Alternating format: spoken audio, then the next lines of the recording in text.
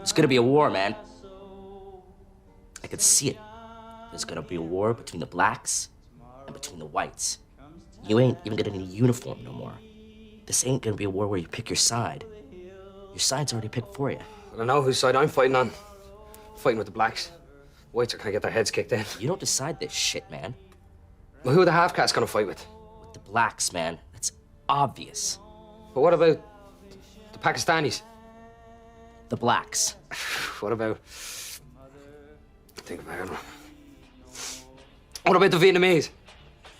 The blacks! Well, I'll definitely fight with the blacks if they got the Vietnamese.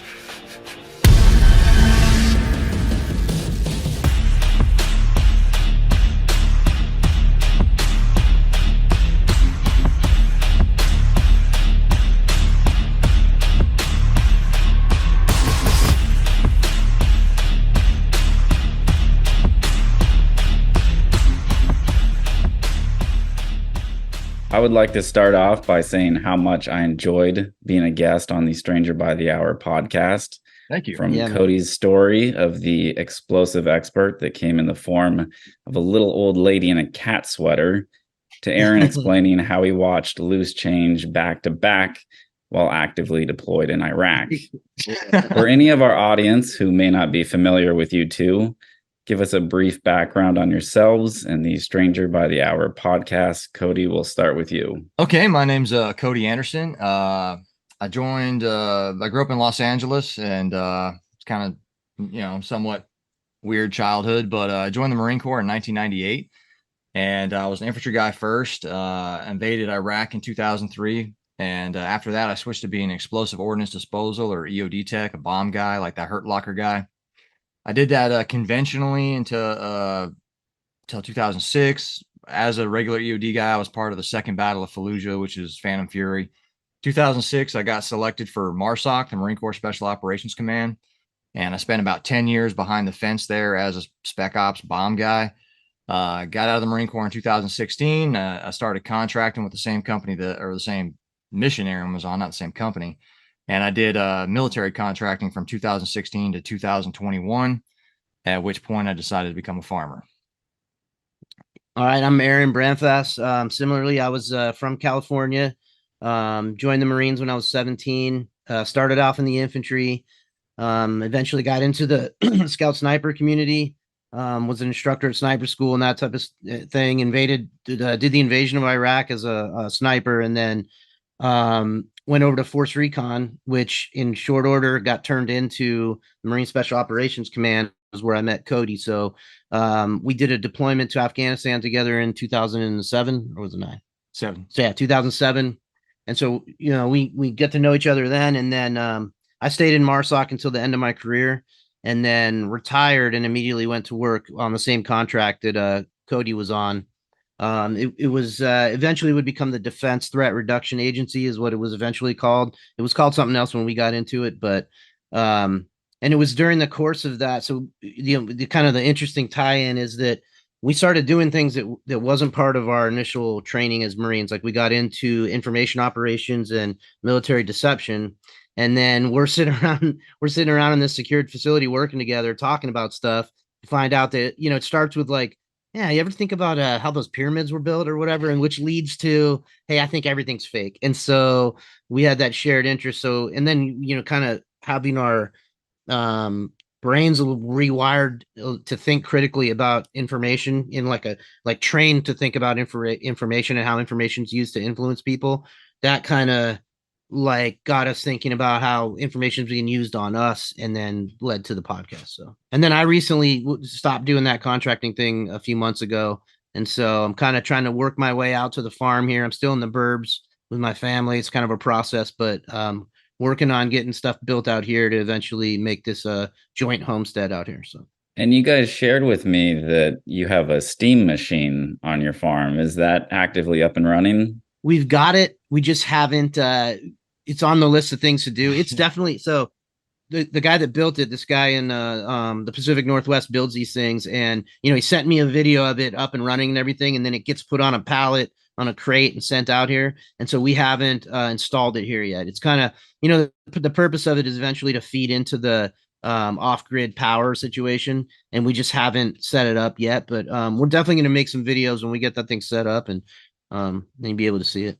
I was going to say, that's awesome, and I'd really like to see that. I just wanted to, before you share any more, you guys were on YouTube, weren't you? Is that, and you got booted off? You got banned? Did you? Yeah. Yeah, we had crawled our way to about 600 followers, give or take, and we got hit with a couple of strikes previously. The first thing I think we got hit for was cyberbullying, and I think on that particular episode we were just making fun of the devil worshippers and the billionaires. And I'm like, you're not allowed to cyberbully these people. And then fast forward, and I think what the episode that got us was the episode where we were talking about graphene and its potential.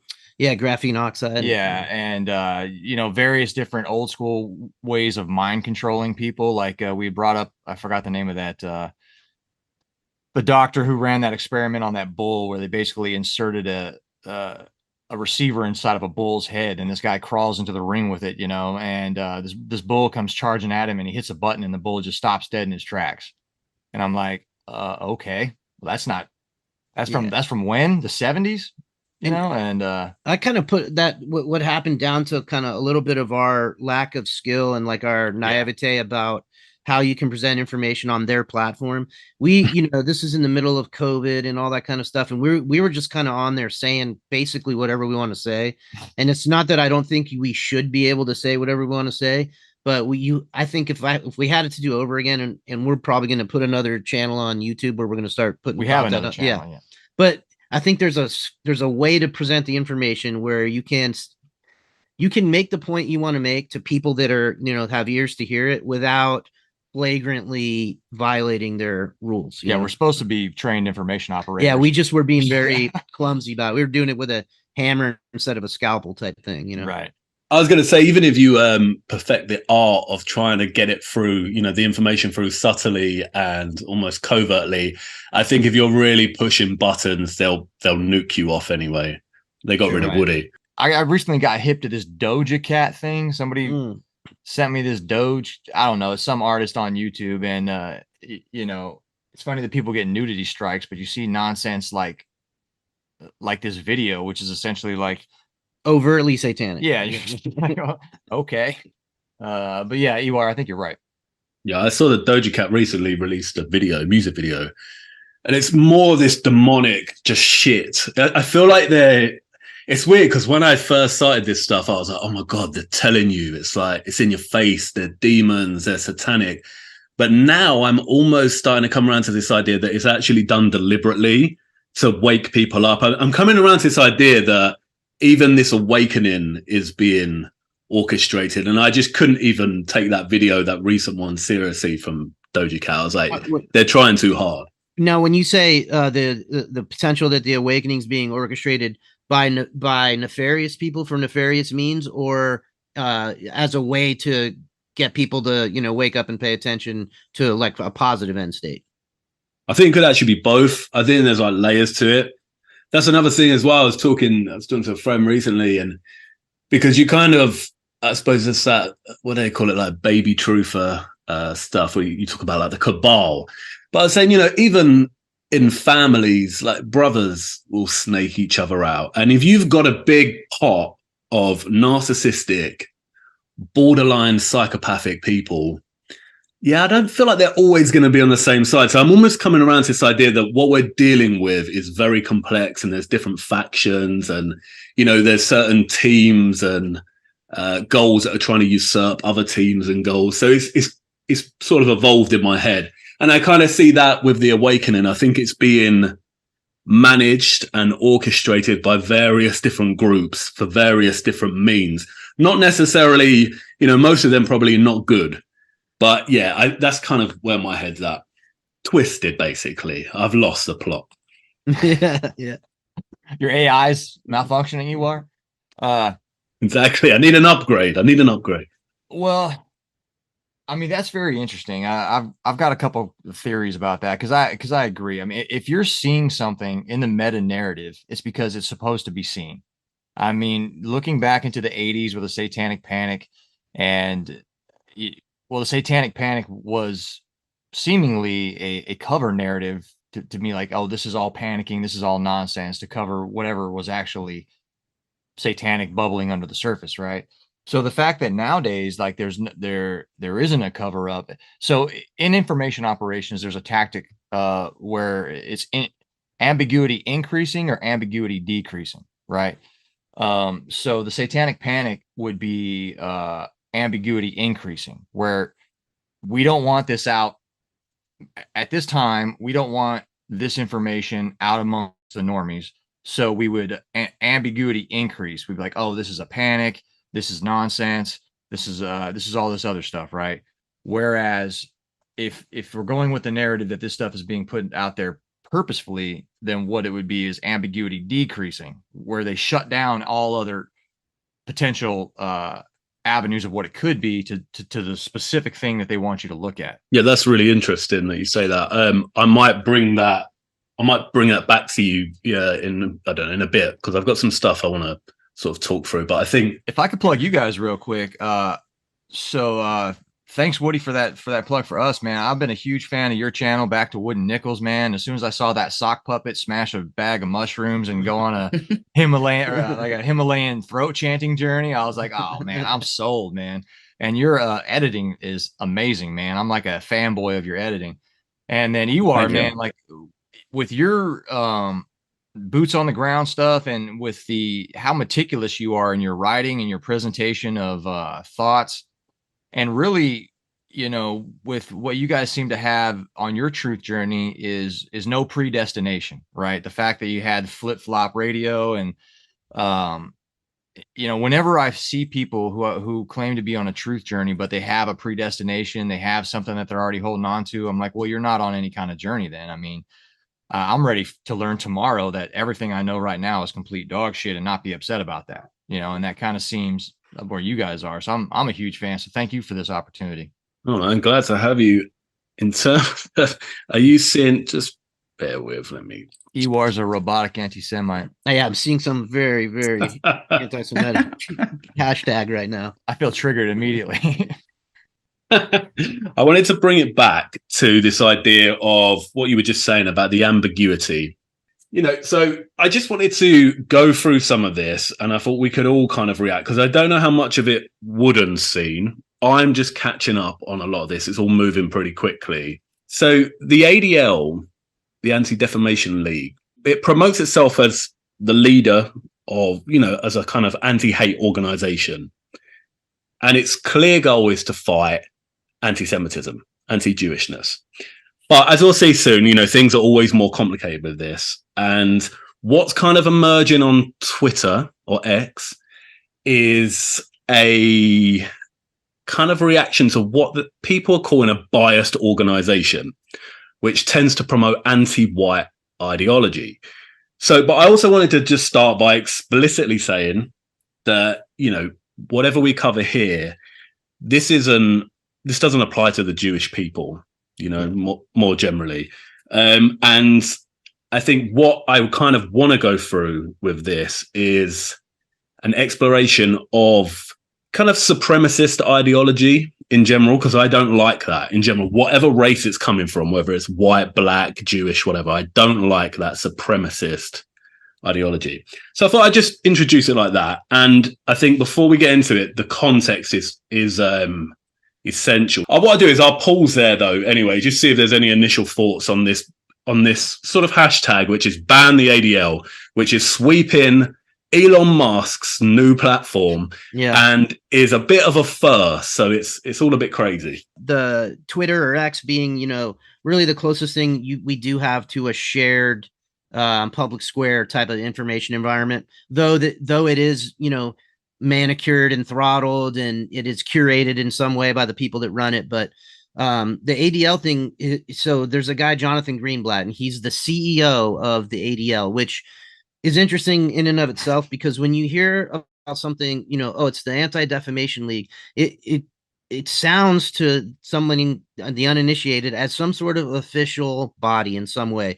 And I think people that don't think about stuff that deeply, like in the same way that the Federal Reserve Bank sounds like it's an official part of the government. The ADL seems like it's an official thing, but the fact that it has a CEO, tells you that it's a private organization, that it has goals that are its own. They're always in the news, but recently you had the Kanye West thing, you had a Kyrie Irving thing. Anytime anybody that's in the public eye kind of breaks baseline and says anything that can be construed as anti-Semitic, even if it's not anti-Semitic specifically, it's just anti-Israeli or anti-ADL, then these guys get activated. Jonathan Greenblatt does the rounds. He'll go on huge shows like The Breakfast Club, for example, a hip hop morning show thing. And generally the result is whoever has stepped out of line will be made to do things like pay fines directly to the ADL, sit down with a rabbi and get sensitivity training, walk back whatever statements they made. It's amazing. Like the amount of power that this organization seems to wield over people that, like Kanye West, who, you think is powerful until he butts up against this group. So what's interesting to me right now is seeing this, what appears to be a waning of the ADL's power. The fact that this can be a tracking hashtag, and all the kind of notable right-wing people are basically propagating that hashtag. People that previously like guys like Charlie Kirk and stuff that never have a bad thing to say about Israel or Zionism are falling in line with this. So to me, that's highly suspicious that all of a sudden overnight we go from that's the third rail, that's hot lava. You can't touch anything to do with Israel, Zionism, or the ADL. And now all of a sudden, X, it's allowed to propagate there. So I'm starting from a position of suspicion, basically, though my gut reaction was like, yeah, this is, finally good. So, something's breaking here. This is, their power isn't absolute. But again, once I think about it for a minute.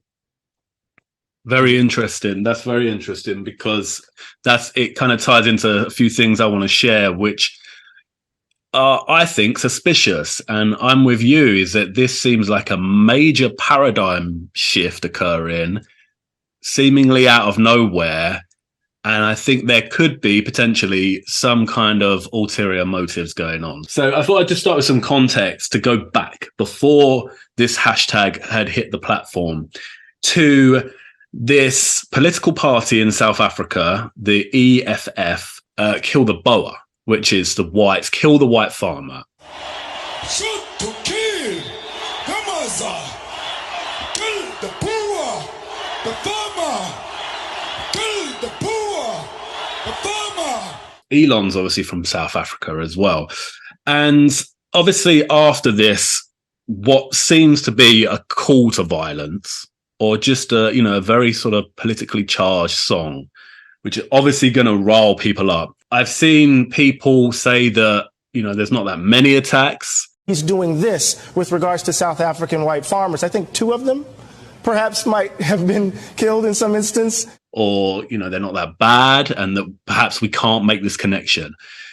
And that sentiment has arose on Twitter, but then there's been the reaction from the right-wing nationalists saying, no, actually, this is a supremacist song, a call to violence, and we're actually seeing the aftermath of it. Just briefly, it is the case that this violence against the Boer farming families has been going on for a long time. And I don't know if there's an uptick now, but for completely unconspiracy related reasons, I fell into a rabbit hole on this before, and was watching training videos where these guys self-organize. They have prior military guys that train the kids and women and everybody else in kind of like defense of their farms.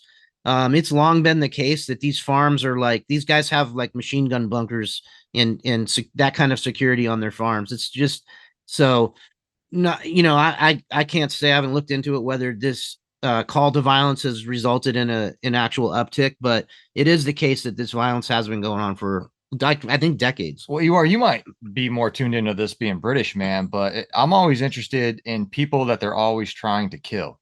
There was the Boer War, back in the day, man, where Cecil Rhodes and his homie Winston Churchill perfected the concentration camp before they gave it to the Nazis, where they were trying to kill all the Boers, man. So like, what exactly is it about the Boers that the powers that be want them fucking wiped out?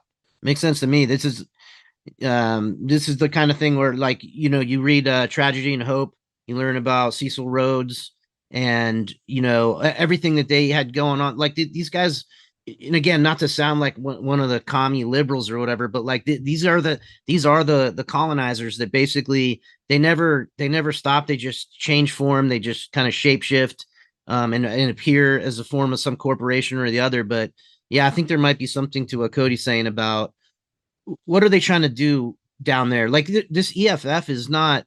I just refuse to believe that it's completely organic, that they're not, you know, backed up by some larger power. But again, I just kind of spitball, and I don't know who that might be.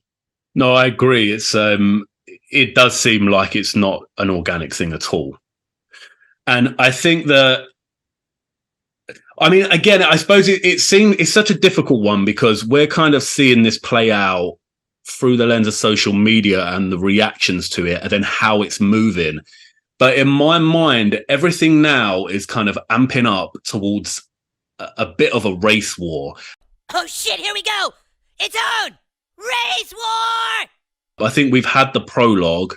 We've had a situation now where, you know, we've had a lot of immigration and chess pieces have moved around. And then I think now we're going to start to see this play out. And I think this is the beginning. When we just watched that video of the EFF, something struck me. I've been watching for the last couple of days these videos of these supposed definitely Nazis of some flavor that are marching in, protesting and doing, you know, it's been all over Twitter the last couple of days. Well, their coloring is black and red. They look like the white version of those EFF guys. And, you know, I wouldn't put it past these guys to use, you know, that's an effective anchor. Like even just the coloring is an effective anchor for people that are experiencing reality through Twitter. They're seeing black and red, violence on one side of the world and black and red on the other. And it's all kind of one thing. Blue and yellow. Yeah. I saw that this morning and all I thought was Antifa 2.0. But you're right. That's really significant, I think, about the colors, that symbolic red and black. You know, the aftermath of this, of having that call to violence and then seeing news stories of violence, obviously in a completely political, you know, it's massively sensitive. Of course, this was going to cause some kind of violence. It's obvious. And then that question is, why is the left so silent about it? Yeah, like, you know, why is this causing outrage? And everyone's silent on this. What do you think? Do you think this is organic? Could this be orchestrated? So when that song came out with that dude whose name I don't even know, and I don't care. Oliver Anthony. Yeah, that guy.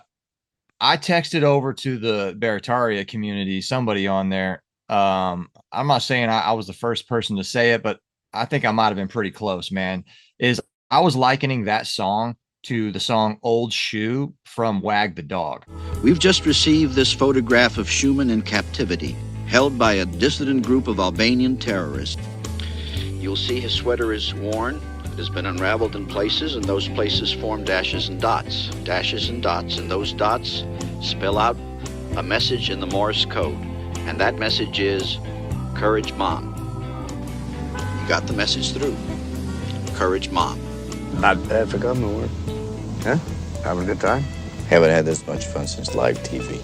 Oh, if Kissinger can win the Peace Prize, I wouldn't be surprised to wake up and find out I'd won the Preakness. Well, yes, but our guy did bring peace. Yeah, but there wasn't a war. All the greater accomplishment.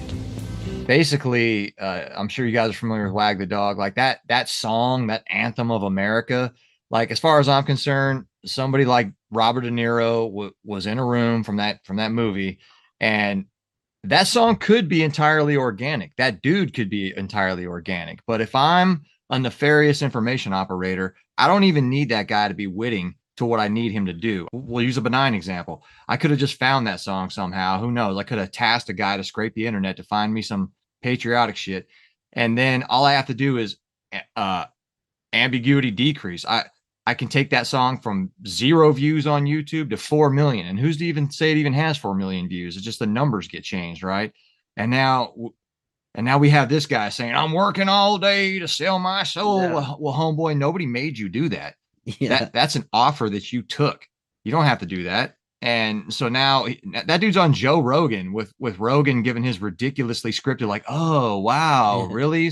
And he's trying to sell his Chevy for like $100,000 because I guess NFTs don't work anymore. Like, 100%. And just to pile onto that, like the way this system seems to work is just like Cody said, like maybe it's organic, maybe it's not, who knows? But as soon as they turn up the volume on that thing and get it propagating, then things that they don't even have to manage start to take over. Like, for example, there's now a bunch of reaction videos of that. So once the thing is popular, the machine kicks in, right? And people that are trying to get views grab onto whatever's trending. So you've got all these like reaction videos where, like, you know, black guys that don't really listen to that kind of music listen to it and they're like, oh man, I really feel this guy. And then you've got people doing covers of it. And then you've got people doing rap songs that they mix with. So a thing kicks in that just gets it going. So I think that all they got to do is either make it or find it, and then just get it, push it, and then the thing takes over. So hopefully you can. The cleanest desktop I've ever seen. I cleaned it up before. Didn't want you seeing all my secrets, military guys and all. So to jump ahead now. And, you know, enough time's passed and Elon's sort of come into the Twitter X stage and he's starred himself as he's all about free speech. But then he's kind of tweeting that the ADL has tried very hard to strangle his vision for X. And, you know, you're seeing memes like this is that, you know, before buying Twitter, Elon's all big, puffed up and posturing. And then the minute he does it, he loves Jonathan Greenblatt and the ADL have him on his leash. And this was the kind of first thing that I saw about this, and it made me raise my eyebrows because I want to talk about this in depth because I think there's a lot of subtlety and nuance to this, what's going to happen with X and the digital ID. But basically, the news hit that X will begin to have users to verify their identity by having them submit a selfie alongside, you know, your government ID. And it's going to be, all this information and data is going to be shared with this company, which is based in Israel. So you can see where these memes are coming from, that, you know, Elon's coming in like with these big vision. He's all puffed up and buff, and he looks like he's taking on that kind of left-wing deep state that everyone's been used to with Jack, you know, throughout the last, you know, how many years, only for this news to hit. Yeah. And then this occurred. We had Jonathan Greenblatt himself sort of say that he's been having very frank and productive conversations with staff at X, you know, talking about what works and what doesn't and where it needs to go. So suddenly everyone's reacted to this. And this is where we've got this hashtag ban the ADL from. Because I think, I know she might not have been the first, but it was the first thing I saw. And I thought it was very interesting. But the lady, I can't remember her name, but the lady over at Timcast, the redhead, she basically, you know, wrote a scathing response to this, but also highlighted the ADL's comments about the Kill the Boa song. And they said, we've observed the recent debate over the song. While it is a historic protest song, blah, blah, blah, blah, blah, it could be interpreted as a call for violence. Yeah, maybe. Maybe the word kill. He's saying such rhetoric, you know, could prompt real world consequences, you know, can, all this language that they're using. But then comes that kicker, which is at the same time, baseless claims of white genocide have been made by right-wing extremists in the US. Yeah. Particularly white supremacists. And this comes on the back of those news stories of people being hurt out in South Africa, you know, after this song. So this has now ignited, you know, that hashtag, ban the ADL. Hypocrites. They hate white people. They're anti-white. And then what's also come is a flurry of what you could call evidence of them being anti-white is their definition of racism. Yeah. They said the marginalization and or oppression of people of color based on a socially constructed racial hierarchy that privileges white people. Yeah. Are they an anti-white organization? Would you say that's a fair thing, fair assessment? I think that's a complicated question depending on who you ask, because like Cody and I talk about sometimes, it's like, well, you know, and again, this is a minefield to even talk about any of this stuff, right? But I mean, what is anti-Semitism? What are the Semitic people? Are Jewish people white? And I think it depends on who you ask. I think that in this context, they would say no. You know, that white represents something very specific, and it has to do with something like geopolitical. Like, you know, you're white based on the history of your people and how they behave, not based on anything, you know, like how you appear, what your skin color. So it's a complicated part of the question, you know. And I'm confused about the narrative, right? So there was a flood. Everybody kind of agrees on it throughout the world. There were a giant flood, right? So we're just going to take the Abrahamic version for the purpose of this discussion. So this boat, you know, all the people climb on with two of everything, and everybody else gets wiped out. Now, this boat crashes on Mount Ararat in the Caucasus Mountains, right? Now, all of Noah's people, including Shem, the Shemites, the Shems, gets off of that boat, right? And they percolate down through the Caucasus Mountains and repopulate that area, which happens to be a bunch of Caucasoids at this current time, right? And now, magically somehow, and I've been to Israel. I went there to help train their military or work on military exchange stuff.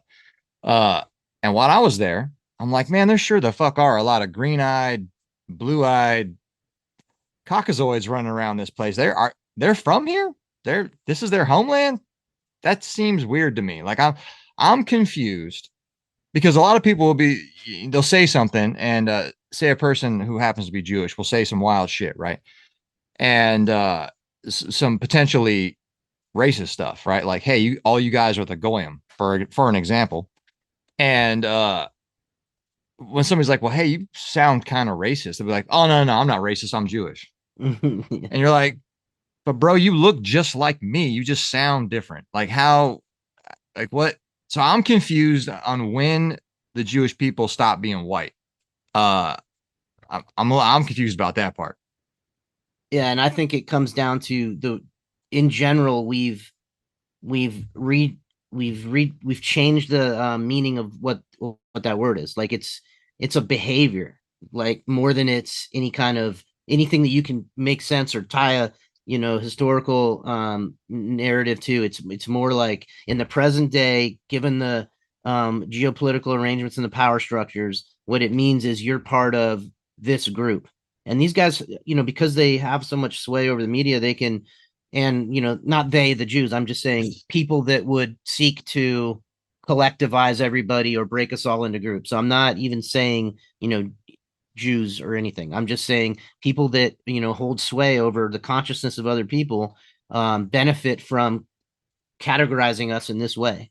And then guys like me and him try to figure out what it actually means, and we can't. It means whatever they say it means at any given time. I like how we got to walk on eggshells with this conversation. It's enjoyable. And it's not even through, and you have to walk on eggshells, not because we want to say things that are hateful against a certain group. It's not like that for me at all. And I'm not just saying, I swear I'm not, anti-Semitic. It's really from a position of trying to understand. You can't even ask the questions you would need to ask to completely understand the issue without tripping some of these tripwires. And that's just how it is in my opinion. The alternative is to just completely capitulate and say, okay, Jonathan Greenblatt, I'm Kanye West. You tell me what I'm allowed to say. You tell me what opinions I'm allowed to have about my own culture. You know what I mean?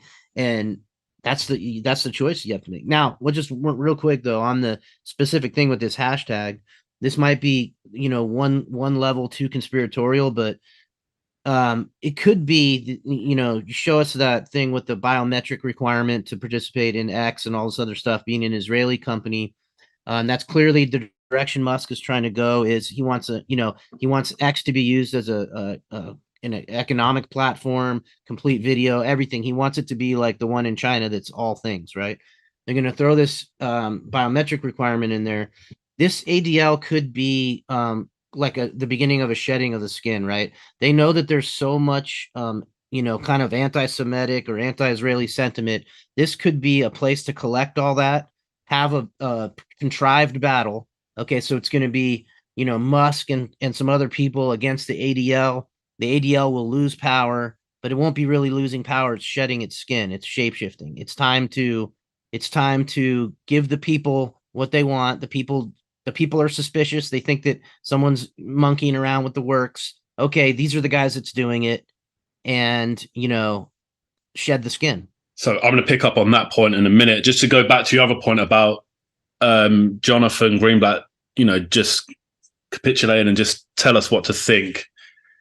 We have this on the ADL website of, saying white lives matter is a hate symbol. It's okay to be white is a hate symbol.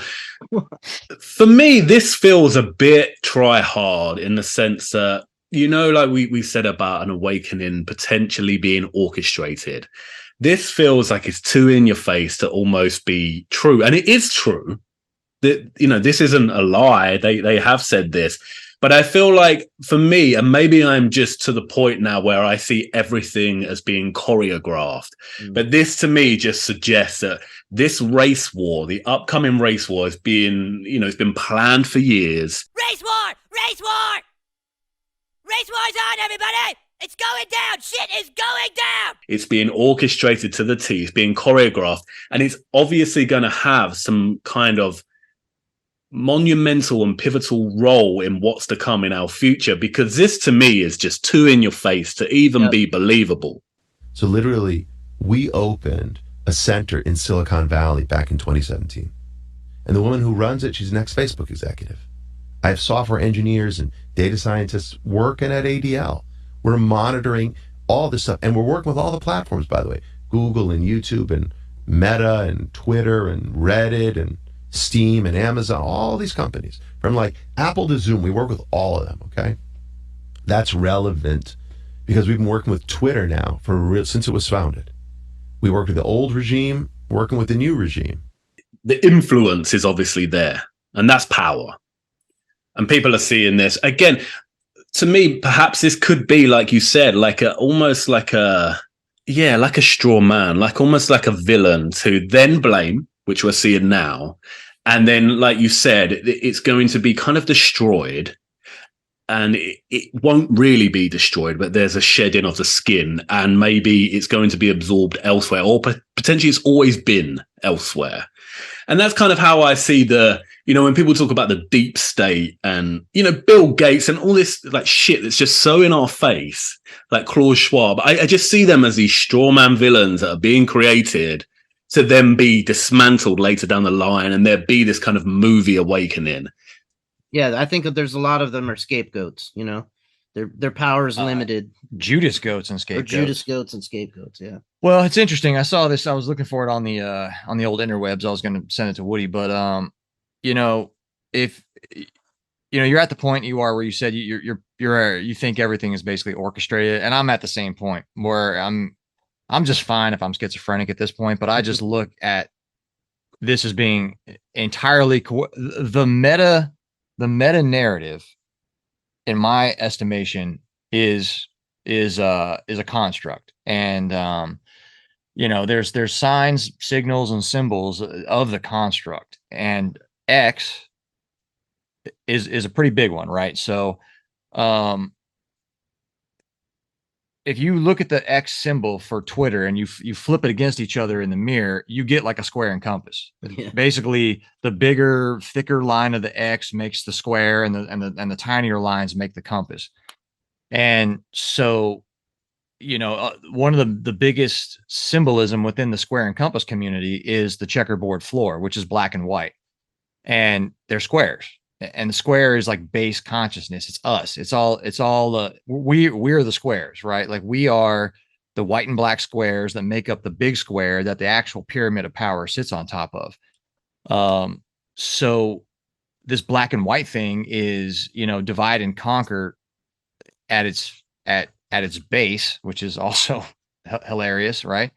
So I would agree with you that it is orchestrated. If you believe that the actual power players in the world, come from a lineage of these secretive fraternal organizations based in masonry and things like that, and you start to consider like these guys were alchemists back in the day, and they still are, like, and these were people that were part of their lore is about their tools and being builders. Well, this is what they're still doing. They're building, and now they have different bespoke tools. They have these tools that allow them to completely understand the information environment so that they can use those tools to craft public consciousness.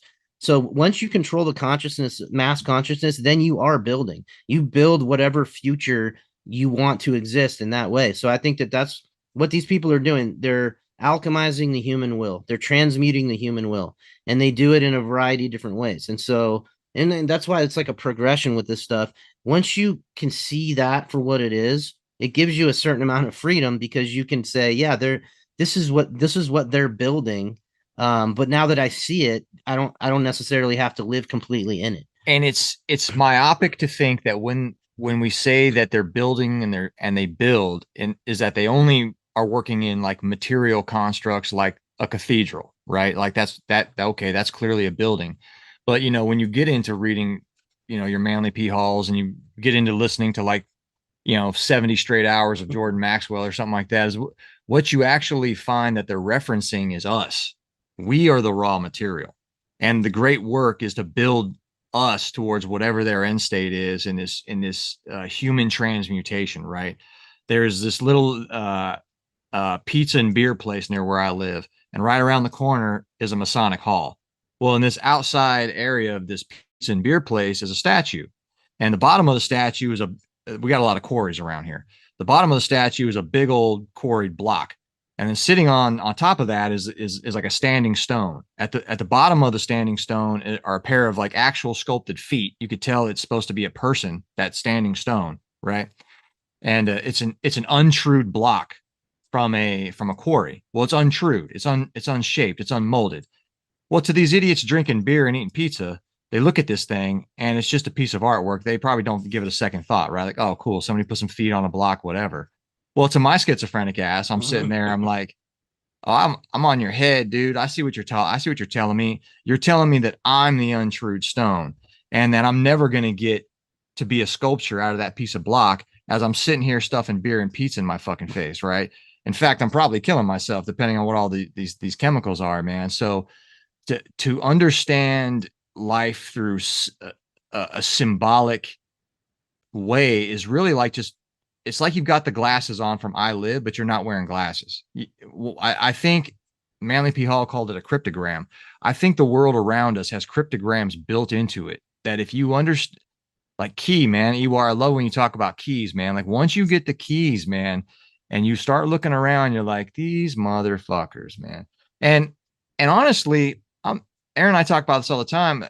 I'm usually not even mad at it anymore. I mean, game respects game. The type of grimy stuff we used to do in the military, these dudes are pulling off on a global scale. Like we'd be so happy, like, oh man, did you see that thing I pulled off? Like, yeah, dude, we could trick one guy to do one thing one day. We're very excited. We're like high-fiving and shit, man. And meanwhile, I'm in another person's country asking them where terrorists are, dressed head to toe in battle gear. Yeah. And they're like, you schmuck, you're the fucking terrorist. Like, what are you doing? I'm trying to get these goats from point A to point B. Can you please go home? Like, let me ask you this. What do you think? So to tie it back in, a guy like Greenblatt specifically, right? Is he aware of that? Like, if we agree that this is, they're using symbolism and they're creating, consciousness and everything, how aware is he, or is he really fighting on behalf of Israel? Like, is he also manipulated, or is he a sorcerer? Well, that goes back to your conversation of witting and unwitting. I'd have to scroll through his Wikipedia, where I'm sure it says he comes from a fine family of a certain type of folk, And the cool thing about Wikipedia, although it isn't almost entirely like a CIA front, is you can play the hyperlink game in Wikipedia. just follow the people's names and people's profiles to hyperlinks and see where they lead to, man. Yeah. So I'd have to do the hyperlink game on him to give you an assessment. But I would say he's probably witting. Okay. Just from swag. Yeah. Sorry, we kind of derailed. No, that was really interesting. I love that, the metaphor of because you're right, it's Masonic and it's all about building, and I love all that, and the alchemy as well. And I think someone like Greenblatt, I think he's not necessarily in on it as such, even though it seems like he's probably got a lot of power and he's obviously doing bad things anyway. But I think that part of this alchemy of control that, you know, the really kind of elites will be almost getting people to do it of their own free will and live it and embody it. So when I meet somebody that really embodies those sort of left-wing woke, you know, those crazy values, to me, they're crazy, you know, but they're not just, it's not just theater. There is a degree of belief and they do kind of live that. So I think that, yeah, I love that metaphor. And just to go back again, you talked about like food as well.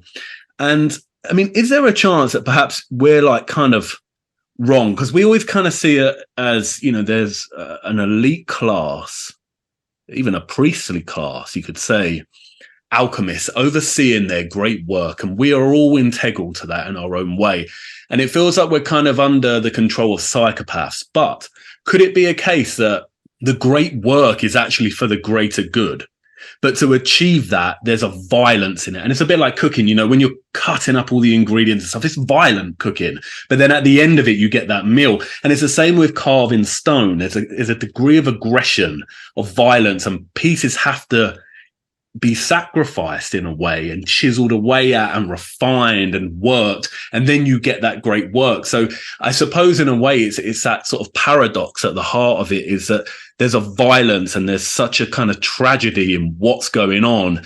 But then for the people that have this kind of foresight and oversight and breadth of understanding of our reality, to them, they probably just see it as a necessary violence. And I think that kind of leads me into this next thing I want to share, just to sort of talk about that idea of, you know, the alchemy and people kind of living this. This is Keith Woods, and I think this guy is fascinating. I like reading his Twitter. I think he's very intelligent, you know, well thought out. But Elon Musk, he's just part of this sort of resistance against the ADL. And again, I don't think he's in on anything. I don't think he's a puppet. I don't think he's being orchestrated, but he has his sort of role, and that's the resistance against this ADL. And Elon Musk liked his tweet. So that's like, whoa, okay, Elon's watching this unfold. Now, that's where I think it is deliberate. I think Elon is watching and acting deliberately as a kind of controller, if you like. And then he put this out. Perhaps we should run a poll on this, on whether we ban or not. And what's here is the most interesting thing, is because this person's chimed in. That guy's a total bummer. He's a bummer. Yeah, he's nuts. Him and his brother. But this is what he said. You have to have a blue check mark to participate in polls, because he's noticed a lot of the bot activity. Agreed on all. So there's your alchemy, is that we've got everybody invested in this sort of identity politics and race politics. And it's real. And white people probably do feel like they've been oppressed, you know, by the woke sort of leftist virus that's spread all over the world in the last how many years. And now they're getting their say back with Elon kind of, you know, spearheading that. And that's all real, and all that emotion is real. And it's an alchemy, it's a cooking pot. And out of it is going to come this, which is, you need to be verified. And that's really what I wanted to talk about now, is this thing of, is the digital ID that's obviously coming, and it's going to come from Elon, is this a bad thing? Is this a thing we've all been fearing? Is this a thing that we've all been fighting? What do you think? Is this the moment it's going to happen off the back of this race war? You know, they always bring the savior in to bring in the bullshit that the last guy couldn't do, right? Like if Jack would have wanted everybody to be ID'd on Twitter, probably nobody would have went for it, right? It's like, hey, this Burning Man Luciferian wants everybody to be ID'd on his platform, right? Everybody be like, I don't know about all that, Jack. But now a dude wearing a leather chest plate with like Baphomet on it can literally, whose wife is a transhumanist, whose mom is some also Occultist, some yeah. crazy occultist, or just occultist, period. They're not crazy. He can come forward. A dude that's barely American, by the way. He can come forward and say, let's do this. And everybody's like, yeah, man, let's do this. Like, you couldn't get everybody to get the magic squirt. We'll just say, if Hillary was president, if Hillary was president, you know, a vast majority of the country would You'd only got half of them. Yeah, would not have lined up for the prick, you know. So you get old Don, man. You get Zion Don Actual, right? So you get him to push it. And now at warp speed, right? And now everybody's like, oh yeah, we should, even the dirty Dems. I mean, the dirty Dems were lining up for Zion Don's fucking prick, man. And so I personally think, like, oh, you want to start more wars? You want to get into Yemen? Well, we can't do it under George Bush. We got to do it under Barack Obama, right? You want a drone program to kill weddings? Well, Jorge Bush can't get away with that. We need Obama to get away with that. So I think certain people are chosen to be the spearhead of certain things, right? And I like to refer to him as Leon Scum, right? So Leon has been chosen, obviously, to spearhead certain agendas, in my assessment. Yeah, he's autistic Tony Stark. You know, they've shown us what he is in the Marvel movies, and now here he is. But I think to answer whether it's good or not. Oh yeah, sorry. Well, it's a tough question to answer because it comes down to like what your perspective on progress is. So like, you know, capitulating to these digital ID things is basically you saying, yes, okay, I agree that the future as presented by you people is preferable to the past. And this is the age-old tension between like conservatism and liberalism or whatever. But now we're at a point where it's really going to matter. So my instinct is to be like, no, it's not, you know, these people have a telos that I don't subscribe to, like this idea of progress. I don't necessarily see it as an improvement, especially because by all accounts, these people have some very like, you know, man becoming God type of stuff that I don't ascribe to. So do I think it's the end of the world in the short term to have to, you know, verify your identity to participate in this thing? I don't think it's dangerous immediately, but I think it's a step in the direction that I don't necessarily agree is a direction we should be going. And to kind of get back to what you said a little earlier about like, could this be going somewhere good, right? You're in your alchemical processes, you have your dissolution before your coagulation, right? Like things have to be broken before they can be, there's like salve coagula or whatever has to be rebuilt. And we've talked about this before, you know, with that 500 million number that used to be on those Georgia Guidestone things before they got blown up. Which is to say, perhaps these psychopaths are on this type of tip, right? Maybe they think, if you are of the mindset that reincarnation is a thing, and it seems to be one of those touch points throughout history that is vaguely verifiable, you know, one of their biggest angst in life could be like, well, I'm a billionaire now, but I'm going to get cast back into the wheel of time, man. I'm going to get thrown back into the pool. I could come back as a cage kid, you know? So do we go through this giant process of dismantling and rebuilding a utopia to lessen your chances of getting reincarnated in a shit reincarnation? You know, so from that standpoint, if that was something that they were contemplating, that could be a benefit to humanity, is you shrink the pool of humanity down to a point where it is living in some sort of beautiful place, or you could at least sell this as a psychopathic idea. So when you do come back, you come back into this beatific vision of humanity. Well, but the problem is you didn't do it through free will. You lied, murdered. You know, the actual way to do it would be to give us all of the actual information so that we could have the informed consent of saying, yes, I would like to do that. But then you'd get rid of your entire slave class if you told us the truth. I like that idea, the reincarnation. the digital ID thing to me, I've been thinking about it a lot lately because obviously I'm anonymous online. So if it happens, I'll have to forsake that. And I'm sure I have a lot of Tartars that are excited about that. But just to go back to, like Wooden actually says this a lot about the TikTok trends and how I think Wooden, you said that, you know, AI could almost be making up these trends, or, you know, something like China could be doing it to get us to harm ourselves and get us into bad behavior.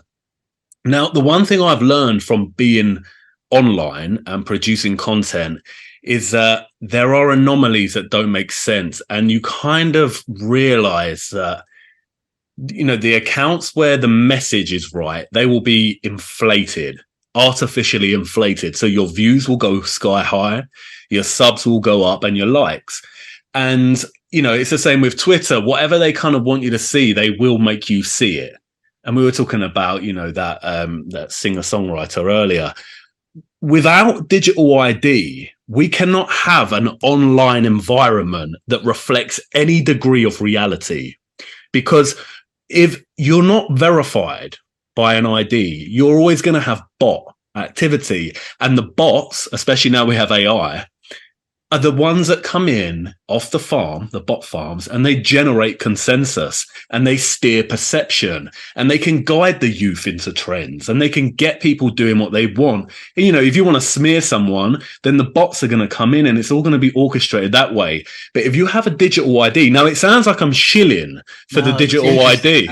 But that's the only way we can have, isn't it? An actual reality online where people's opinions are their own.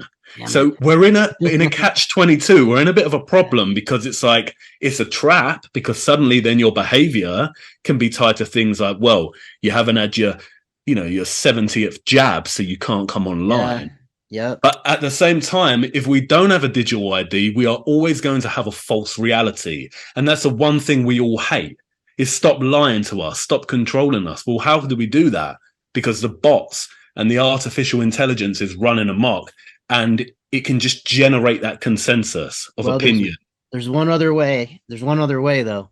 You switch from your reality being created by the screens, and you go from the meta back to the micro, and you build your life out of what's around you. Like, you know, that's not easy, and that's not. I don't think the masses are going for it. Like, we're already past that, but that is an option. But that's the only option at the minute. Yeah, you got me thinking though. Dang it! Like, well, I was gonna say leave it to the AI EWAR to make me think digital IDs are good. To push for digital IDs.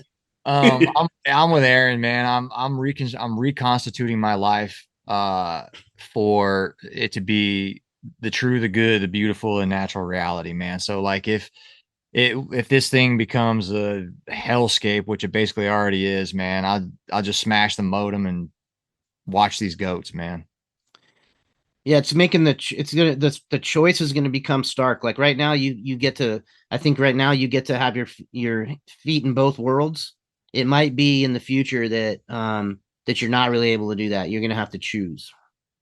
Isn't it funny how when X or Twitter or whatever says to get your blue check mark, you must submit a photo? Isn't it funny that the verbiage, like I'm a big etymology guy these days. Like, isn't it funny that it says submit? Why doesn't it say provide a photo? This account, Asher Logos, wrote a really good thing. And so that's another thing I didn't realize is that X, Twitter now, you can be monetized on it. And he said, or she, I don't know, I think it's a male though. He said, I don't mean to be a downer, but let's assume for a moment Elon isn't who/what he claims to be. Considering these payouts, how incredibly strong is the incentive to neuter one's criticisms to ensure you focus on only the safe/acceptable targets while the real culprits continue? And that's it. This is a great account as well. End Wokeness. I think this is within the space of a month. I mean, look how much. That's a good amount of money. That's a good amount of money, isn't it? And that's, it's got 1.6 million followers, but that's a real incentive, isn't it? And that wasn't on Twitter before, not in this way anyway. And it does make me think that Elon is really pushing to kind of get people very cozy on it, that once that ID push comes, they're not going to want to walk away. And because he's probably going to ban the ADL, they're going to be very trusting of him. And I don't mean to push the whole Christian end times narrative, because I don't really subscribe to that myself. But if there was an end times narrative sort of movie playing out, then Elon would be maybe that kind of antichrist figure that kind of deceives the world, right? And like Cody's saying, he's showing you that. His profile picture was him wearing a Baphomet chest piece. It's like, I think a lot of this is like at every step of the way, they kind of show you. I think it might be part of the rules of living in a free will realm, the way these guys do their alchemy. You know, again, I'm getting over my skis here because I can't possibly know, but it certainly seems that they show you and they tell you. They just know that most people can't see it. Like, oh yeah, that's his Halloween costume. Oh, that's just incidentally his Halloween costume. One of the most powerful, famous, renowned people on the planet who's constantly being monitored, and he knows the whole world watches him all the time. That's just he incidentally wears a Baphomet thing. Come on. And you know, Mao ran this thing, I believe it was called like the 5,000 flowers or 1,000 flowers campaign or something like that. So Mao sends out this message out to the countryside saying, hey, you know, if you have any bright ideas on how you think China could be improved, why don't you go ahead and send all your suggestions into the chairman here, right? And everybody that sent a suggestion in got murdered. Like, oh, you don't think it's a utopia now? Oh, hey, thanks for speaking up. I mean, the Pied Piper concept of operations works. I mean, I've used it in the military against the Taliban, basically Afghans. You know, you put something that they want out and they come get it. You know, it's like in the original Red Dawn movie where those Russian trucks just drop some fucking food next to the poor, starving white guerrillas. They take their asses down to get it off the highway. And next thing you know, helicopters show up. Like, I think about that all the time on the internet, man. Like they gave us this thing where we can just say whatever we want. And right now it's you can have anonymity like you are, you know, or you can be like, you know, us on here, just spitting fast and loose with some grease, man. And like, who's to say who shows up? I was listening to Vivek Ramaswamy the other day on a podcast just to kind of dip my toes in the water. And one of the things that he was preaching, and the other people on the podcast are like, yeah, are more police and bringing back insane asylums or mental health institutions. Oh man. Oh, to figure out the violence. Well, yeah, all these fentanyl zombies and shit. Yeah, is what it says that the new insane asylums are going to be for. But recently, one of our buddies just texted us this AI program that SOCOM bought, Special Operations Command bought, that's going to crawl through social media looking for dangerous thought shit, dangerous thoughts. So you're going to have cyber nerds working for SOCOM, having an AI tell them what the scary thing is that they need to be worried about nowadays. I'll tell you what it's called here in a second. It's called Accrete, ACCRETE AI, Accrete AI. U.S. Special Operations Command awards a Accrete contract for AI agent Argus to detect disinformation threats from social media, August 29th, 2023. Yeah, that's not going to go good. Yeah. And if there's no terrorists for outside the world to fight, the powers that be will find some right here in the United States. And I've thought about this a lot. Every grimy thing that they allowed me to do overseas, they're just itching. There's this place called North Command or NORCOM, which is the military command that's in charge of the United States. Like we break the globe into this into commands: Pacific Command, Central Command. Well, America is one. It's called North Command. I mean, and President Obama got rid of that whole thing that says you can't use psyops against your own people. Yeah, the Smith-Mundt Act. Yeah, so I mean, it's coming, folks. This giant $100 billion, just shy of $1 trillion military budget isn't going to go unused. Well, and to your point, like it's a pretty elegant way to control the things if you use financial incentives. So you don't have to actually appear like you're mandating, what acceptable thought and in commenting is. You're just using money to condition people's behavior, and then it's very elegant, crafty. And money's funny because it's a combination of two words, mono and I.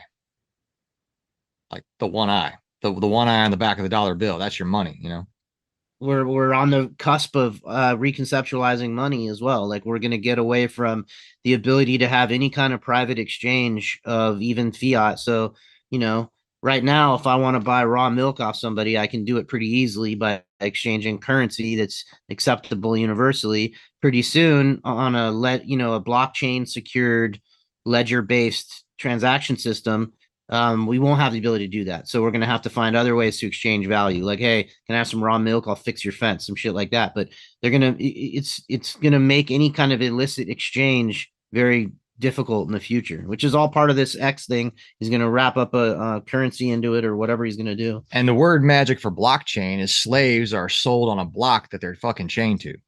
Blockchain. Again, they tell you. Yeah. They're telling you. Like, here's what it is, guys. And we go, okay, yeah, sounds good. I suppose in a ways, I mean, none of us can really know the way it's going to go. And I am kind of positive and hopeful, but I think there's definitely a lot of shit to come. We're not there yet, maybe it will get worse. Maybe not.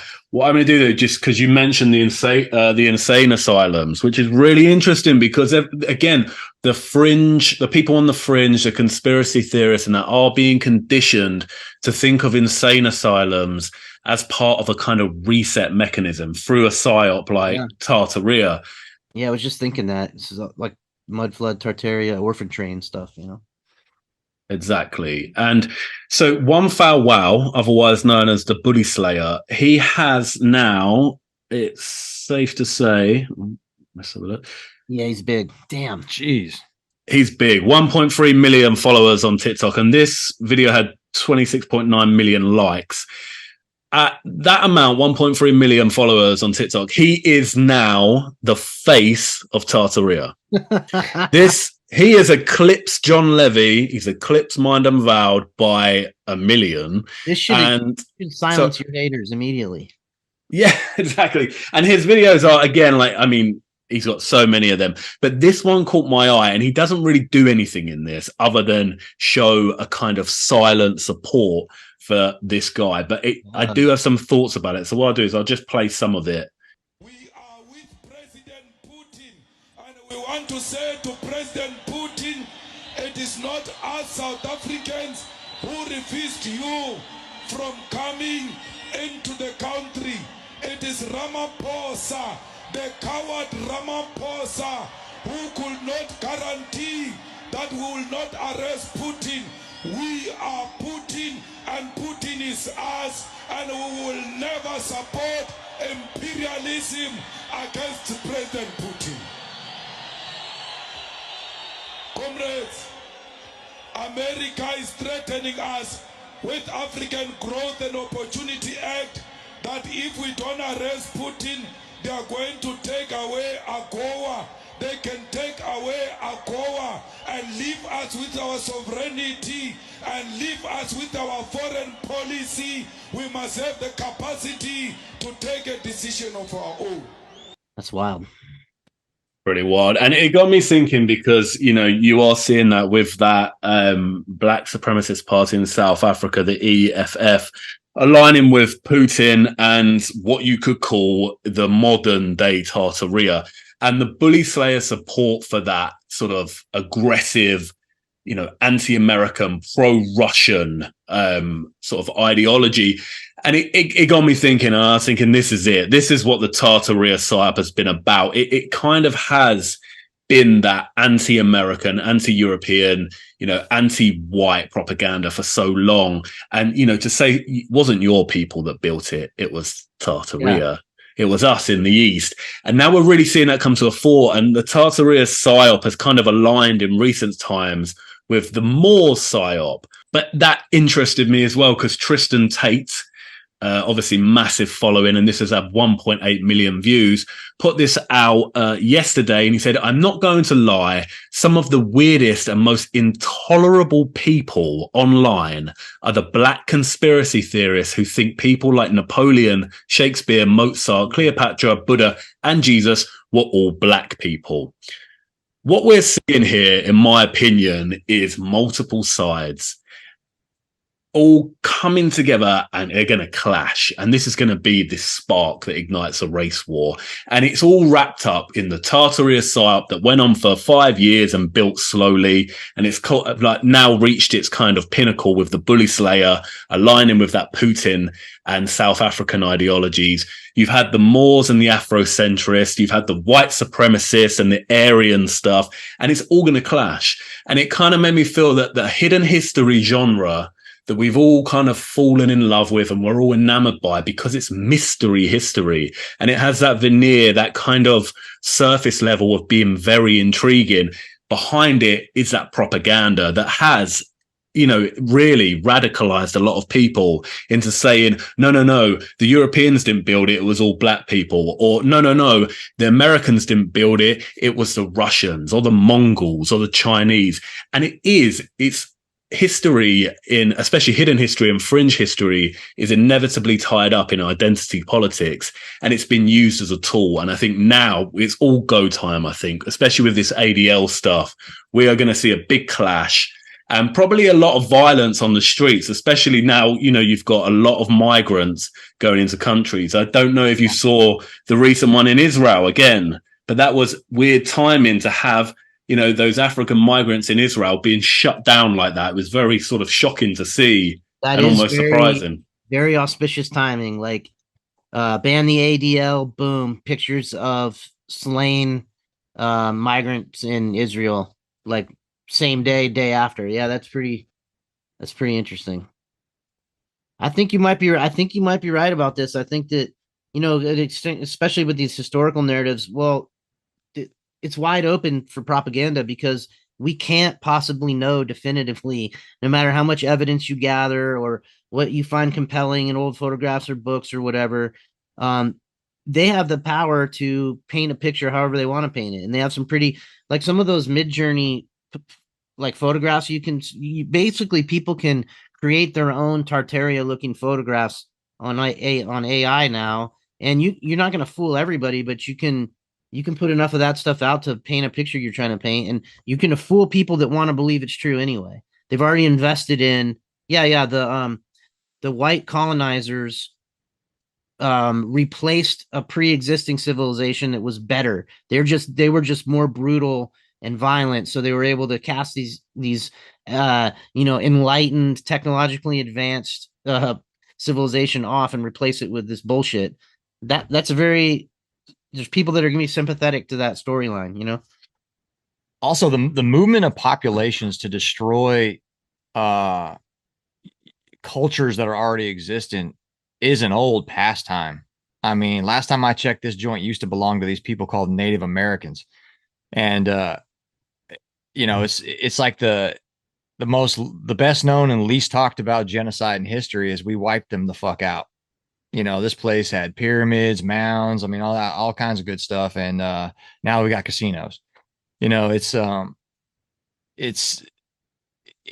the first time it's ever happened. I just pulled up this study, you know, that talks about the Swiss have a ton of people in Switzerland have pharaonic DNA. You know what I'm talking about? I think the Mediterranean was the world for a while, according to history, right? And it's frequently left out what the people of North Africa actually look like. You know, I was dumb enough to do one of those DNA things, and I came back as North African. You know, so it's I think we're just witnessing another round of moving populations around. You know, let's because we all know communist manifestos, man. As soon as they get into power, which is, I think, one of the things we're dealing with here is global communism, is like history doesn't matter anymore. Like all that shit's going to get burned anyway, you know? Yeah. So it's once you have the correct populations that you require in place, I mean, everything about how the hell they got there is going to go away. Like, just like nobody says like, hey, remember how we murdered all those people that used to live here? Like if it was a Department of Defense thing, it would show an army fort in the middle of Missouri with the army like fighting off the natives. And it would be like arrows pointing to the natives, calling them terrorists.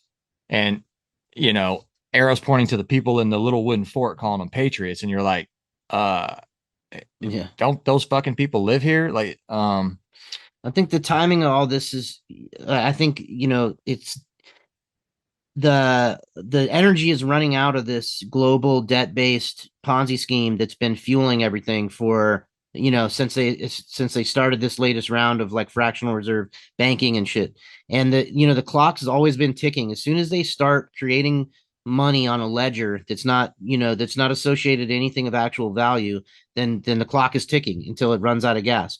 And I think that we're on the verge of this thing needing to be reset financially anyway. And so they're going to have a story for that. They're going to have to, you know, and I think maybe this is how this thing goes cyclically. Like they get as much juice out of a way of being as they can, and then they shed skin and reinvent. I don't know though. I think you're right, and that's really interesting. That's all I had, you know, to share, and I do actually have to go in a little bit. Yeah, this was fun. This was a cool conversation. yeah, I'm having a great time, fellas. Thank you. Yeah, thanks for having us. Yeah, and then if anybody wants to hear any more of our ramblings, you can go over to Patreon and check us out on the Stranger by the Hour podcast there, or you can go on iTunes, Spotify, any of those normal podcast places and hear the audios. And then we've also got a channel we're going to start putting out kind of some other homesteading related content called VSP Strange on YouTube. Yeah, it's got some placeholder stuff on there now, but that'll be our PG family friendly as VSP Strange Presents YouTube. All right. Awesome. Well, thank you, gentlemen. Cool. Thanks, guys. Enjoy the rest of your weekend. All right, you too. Thanks, fellas. Chat soon. See you guys. Bye-bye.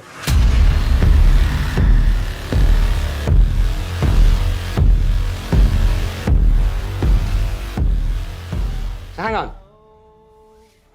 Would all of the white midgets in the world be fighting against all the black midgets in the world? Yeah.